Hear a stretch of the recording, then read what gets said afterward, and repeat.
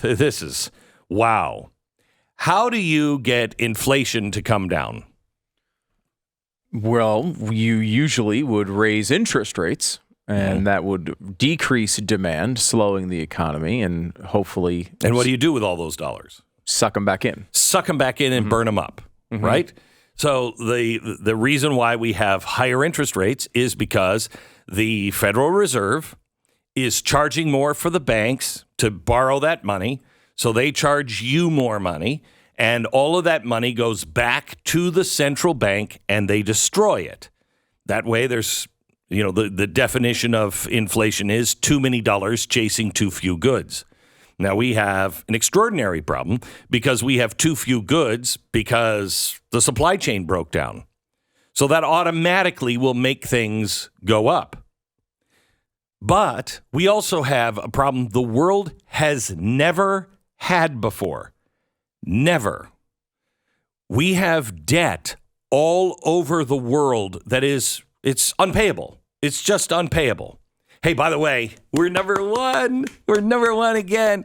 We just broke $31 trillion in debt.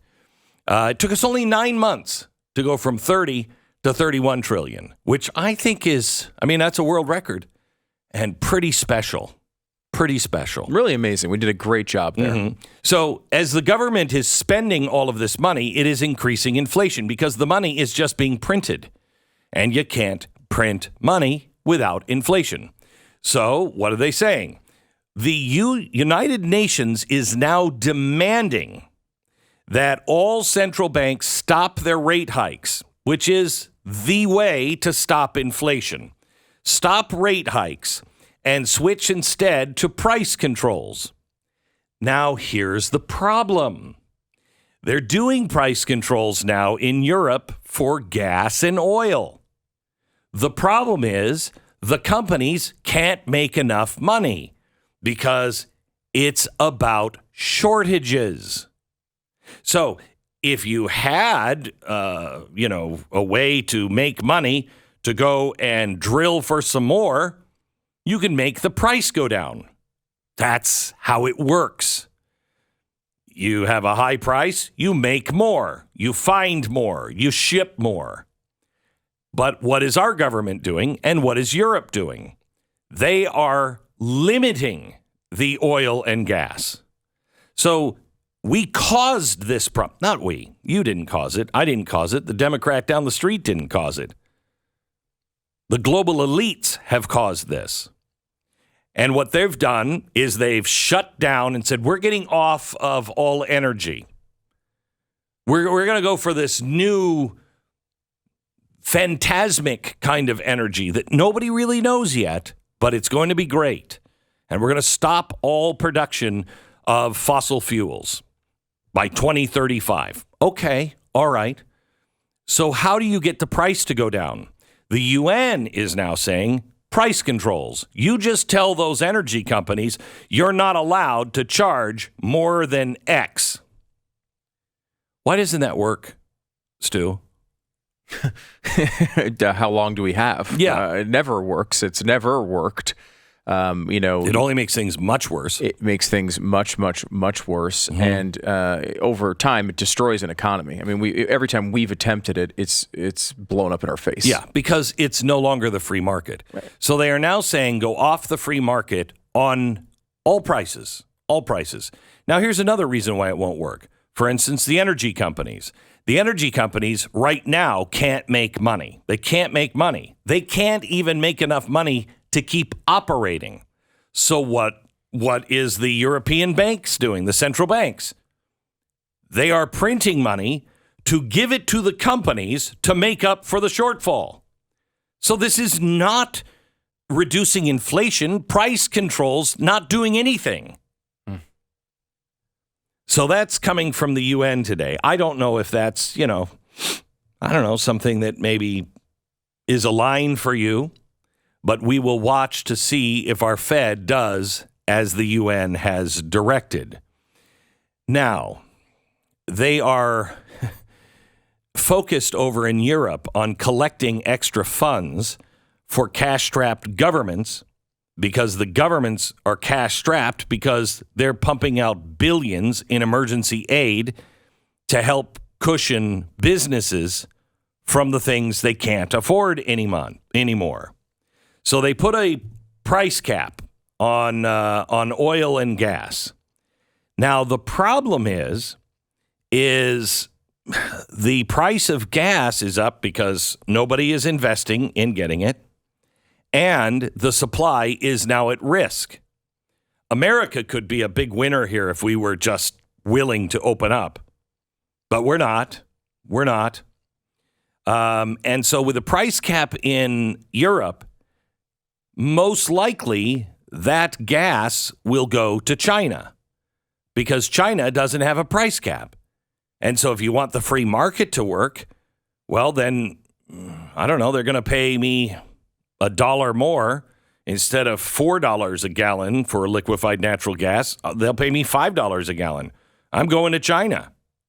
Then the government has to step in, the global government, and has to say, no, you can't sell that to China.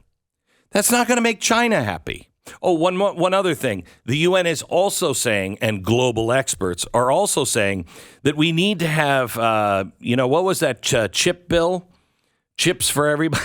What was that thing the CHIPS called? Act. Yeah, the CHIPS Act. Mm-hmm. They're now calling for a SHIPS Act that the United States starts to build all kinds of ships like we did in World War II because we rely too much on Chinese shipping companies, which, if I'm not mistaken, one of the big shipping companies is owned by Turtleface's wife, right? The family, yeah. Yeah, isn't that weird? Anyway, we're looking now to build our own ships. However, China is posturing that if we do this, that won't sit well with them.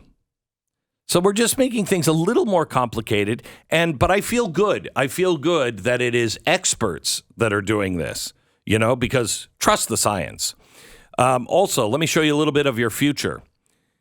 Outraged bank clients, at least 2 of them armed, stormed 4 commercial banks in Lebanon yesterday over the withdrawal limits that have been imposed throughout the country because the financing is melting down. What's happening? The Fed, or the central bank, is saying we're tightening. We're not going to make all this money free because inflation rate is going through the roof everywhere in the world. So we got to pull some of this money back. Well, the banks who have been on the central bank teat forever and have made more money than you can ever imagine, they don't have the money. They just don't have it. It's all tied up someplace. And so we have to go on to austerity as well. And so in Lebanon, as in China, they are limiting what you can take out of the bank. Well, bank holdups are now snowballing all across Lebanon because of the capital controls. You can't go take the money out. And these robbers are not going in and saying, give me all the money. These robbers are going in and saying, I want access to my account. I need, $10,000. I need $25,000 in my account. One of the accounts, let me get this right, was enormous. He has in his account $700,000. He went in because he needed $11,750. So he held up the bank for $11,750 of his own money, in which he has $700,000 in the bank. He's in jail today. So is everybody else that did this. They're not allowing you to take out money. One guy, he came in with a pistol and he said, look, I need $24,000. And he has it in his account. The guy has been trying to sell his kidney, but couldn't get a buyer for his kidney. and he's going bankrupt. Everything is falling apart. His family is desperate. So he has the money in the bank to pay his bills, but they won't give him the money. So his first thought was, I'll sell a kidney.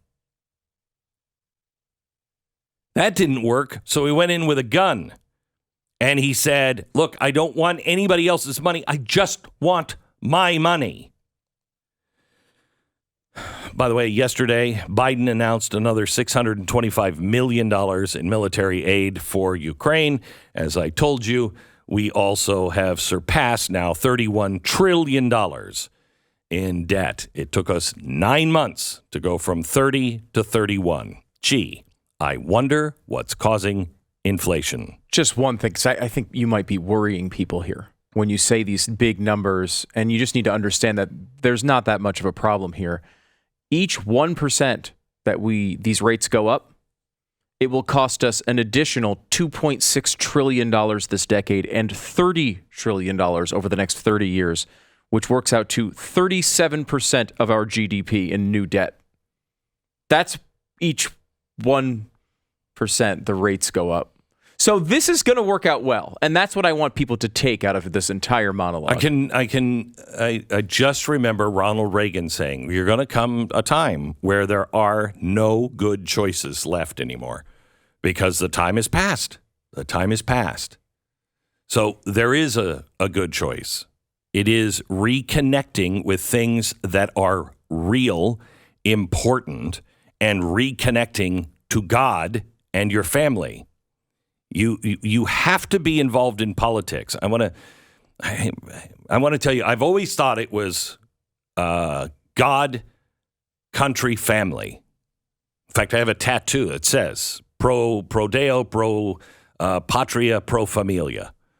And I always thought that that's the way it was. I've heard a great argument from one of our founders that said, no, that's not the way it is.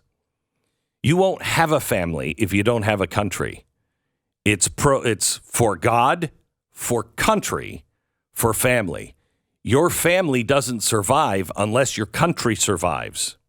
You to protect your family, you've got to protect your country. Stu's looking at me like, that's not. Isn't that what the tattoo says? Yeah, I think. Oh, yeah, sorry. Yeah. It's reverse. You've got to protect your family. Or you're going to, yeah. Okay. Because if your family isn't solid, you will lose the country. Right. I mean, thank you. The fact that you could say that the opposite way and it still makes sense shows that they're all important. But you're right. Family was the focus of the founders, even above country. I mean, you think about people who actually founded a nation wouldn't think that way, but they did. And look at our families. Look at the state of our families. The state of our families is horrific right now, and it's getting worse and worse and worse. California just passed a law; they can take your kids away in a red state if you're not, gender affirming. In a red state, California, it's just they can do that now. Apparently, okay. Why is that happening? Because our family is under attack. Our God is under attack. God, family, country. Get your family together, get your family solid, and get out and vote.